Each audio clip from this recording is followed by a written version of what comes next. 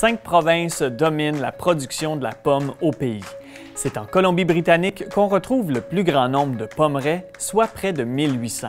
Mais c'est l'Ontario qui a la plus grande surface plantée de pommiers, avec 36 % de la superficie totale canadienne dédiée à la pommiculture. Alors, qui produit le plus de ces fruits?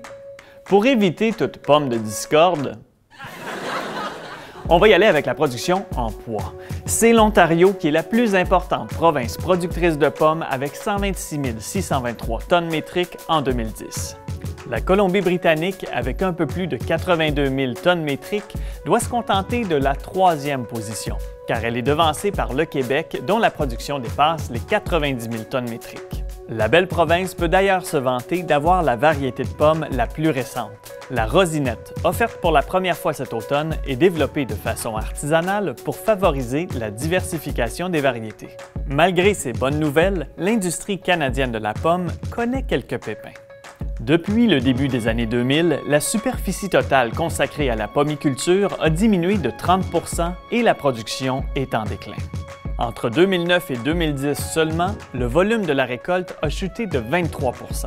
Pendant la même période, on s'est mis à importer de plus en plus de pommes de l'étranger. En 2010, on a importé l'équivalent de 138 millions de dollars de pommes des États-Unis. En comparaison, nos exportations totales cette année-là ont totalisé moins de 25 millions de dollars. On importe plus de pommes de Chine qu'on en produit au Nouveau-Brunswick. Morale de l'histoire?